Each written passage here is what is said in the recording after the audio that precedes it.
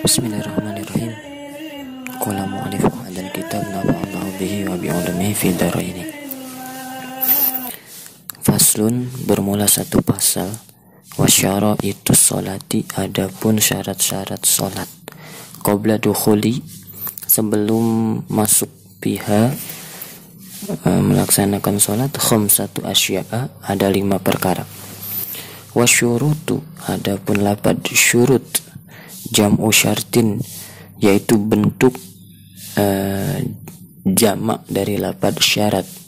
Wahwa, adapun syarat, lugatan secara bahasa, al-alamatu, yaitu bermakna ciri atau tanda. Wasyar'an, dan syarat menurut syara' atau istilah atau terminologi. Tatawaqqafu sihhatus sholati, yaitu sesuatu yang menentukan sahnya sholat, alaihi, terhadap itu perkara, walaisa juz'an, dan bukan bagian minha dari sholat. Nah, itu adalah syarat. Jadi syarat itu adalah sesuatu yang menentukan sahnya sholat, tapi bukan bagian dari sholat. Wa kharaja bihadzal qayyidi, dan keluar bihadzal qayyidi, dengan batasan syarat. Ar-ruknu, bukan rukun. Fa innahu, karena sesungguhnya rukun, juz'un, yaitu bagian, minas sholati, dari sholat. Nah, dengan batasan syarat itu bukan bagian dari sholat, mengecualikan rukun. Nah, rukun itu adalah bagian daripada sholat, sedangkan syarat tadi adalah sesuatu yang menentukan sahnya sholat, tetapi bukan rukun. Asyaratul awwalu, adapun syarat yang pertama, taharatul a'dha'i, yaitu sucinya anggota badan, minal hadasi, dari hadas, al asgori, maksudnya hadas kecil, wal akbari, dan hadas besar, ingdal qudrati, ketika mampu melakukannya. Nah, ini yang pertama. Bagaimana orang yang tidak menemukan dua alat bersuci? Amma faqidut tahuraini, sementara orang yang tidak menemukan dua alat bersuci, fasolatuhu, maka salatnya orang tersebut sahihatun, yaitu sah.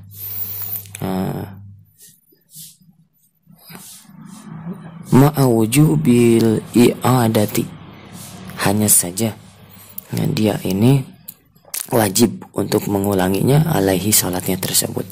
Jadi sementara apabila orang yang tidak menemukan dua alat bersuci, contohnya seperti air ataupun debu, fasolatuhu sahihah, maka salatnya tetap sah, namun hanya saja ia wajib mengulangi salatnya tersebut. Nah, gitu. Itu yang pertama. Yang pertama syaratnya adalah harus suci anggota badan daripada hadas, baik hadas kecil maupun hadas besar. Wa taharatun najasi, dan yang kedua yaitu suci dari najis, alladzi la yu'fa, najis yang tidak dimaafkan, anhu, daripada najis tersebut, bisaubi, pada pakaiannya, wa badanin, dan badan, wa makanin, dan tempat. Wa sayadkuru, dan telah berkata siapa al-musannifu, musannif, menjelaskan hadzal akhira qariban, syarat yang terakhir ini suci tempat, pada bab berikutnya. Nah, nanti musannif telah menjelaskan di bab berikutnya. Sayadkuru, ya, telah menjelaskan syarat terakhir ini, suci tempatnya, pada bab berikutnya.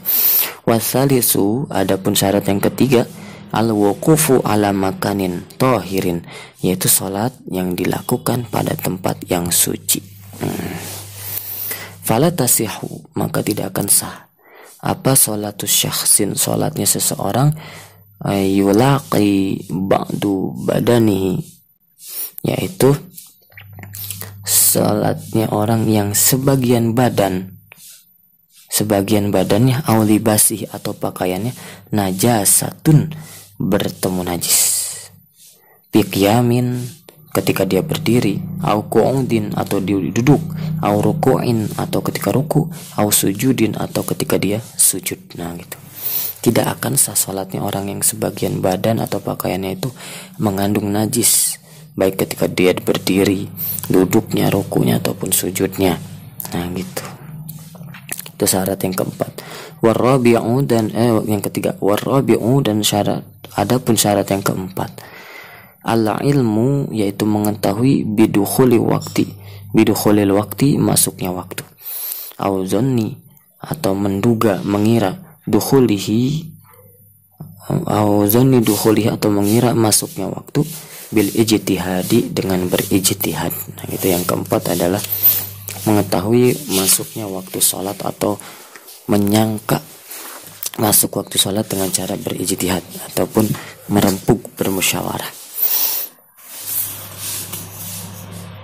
Falau sholat, sehingga seandainya ada orang yang sholat bi ghairi zalika, tanpa mazkur atau tanpa masuk waktu gitu ya, yang belum masuk waktu, lam tasihha, maka tidak akan sah apa sholatnya itu seseorang. Wa in sadafa, dan walaupun dia ini tepat waktunya, sehingga seandainya ada orang yang melakukan sholat tanpa mengetahui dan menduga atau mengira-ngira masuknya waktu sholat, itu nggak sah, belum masuk waktunya walaupun waktunya tepat gitu.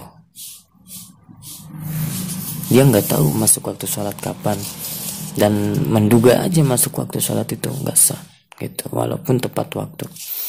Makanya sholat pun perlu dengan ilmu. Wal khamisu, dan adapun syarat yang kelima, istiqbalul qiblati, yaitu menghadap kiblat, al ka'bati, maksudnya Ka'bah. Sumiyat,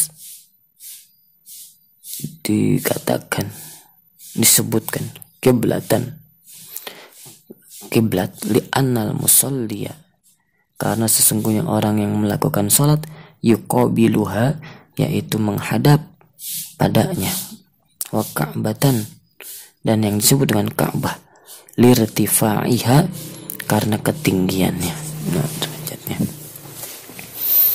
Jadi Ka'bah itu disebut dengan kiblat karena sesungguhnya orang yang melakukan sholat menghadap pada Ka'bah, dan disebut dengan Ka'bah karena ketinggiannya. Wastiqbaluha, dan menghadap Ka'bah, kiblat, bisodri, dengan dada, syartun, itu merupakan syarat, liman, bagi seseorang, qada, yang mampu alaihi, untuk melaksanakannya.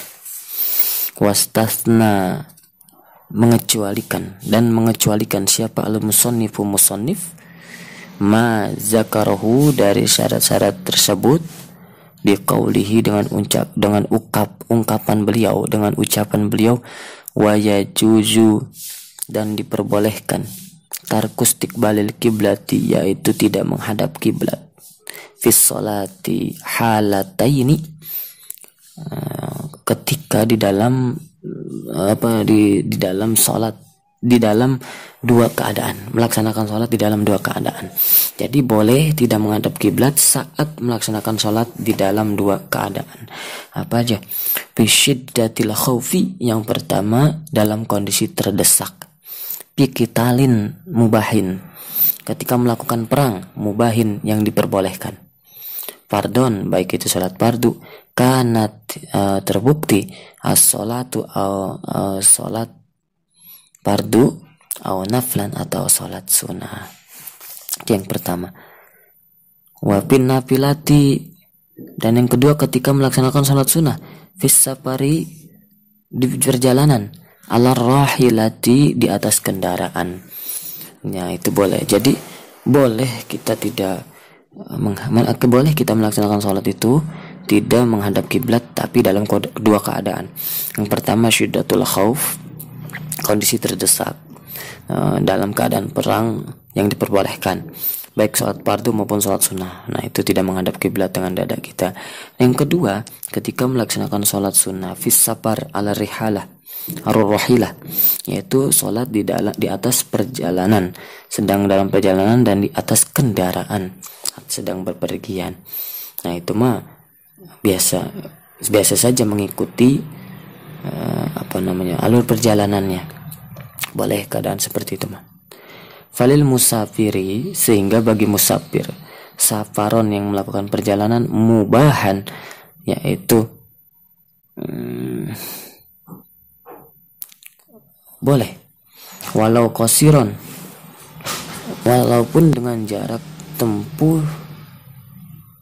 dekat, atanafulu, melaksanakan sholat sunnah sauba maqsidihi, menghadap ke arah tujuannya.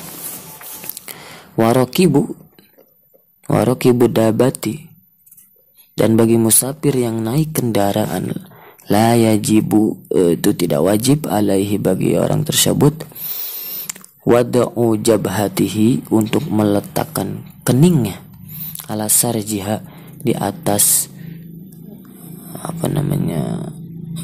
di atas kendaraannya misalkan, atau pelanaknya misalkan, masalan seperti bal yu'mi'u, namun diperbolehkan juga biruku'ihi, memberi isyarat seperti ruku, wa sujudihi, saat sujud, wa yakunu, dan terbukti sujuduhu, isyarat sujudnya harus akhfadu, lebih rendah daripada min ruku'ihi, daripada isyaratnya ruku. Nah gitu. Jadi bagi musafir yang naik kendaraan itu nggak wajib untuk menempelkan keningnya ketika sujud di atas kendaraannya contohnya, karena ribet. Tapi diperbolehkan untuk memberikan isyarat saat ruku dan sujudnya, dan isyarat sujud itu harus lebih rendah daripada isyarat ketika rukunya.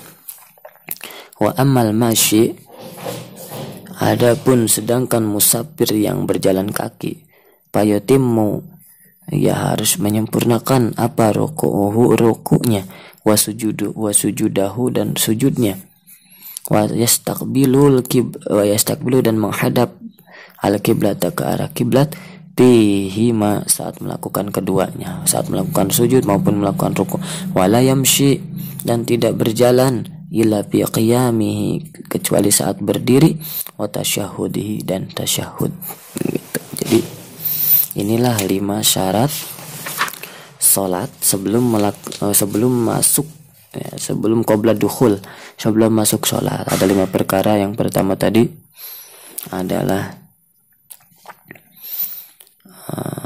suci anggota badan dari hadas kecil dan hadas besar ketika ia mampu melakukannya. Yang kedua, suci dari najis.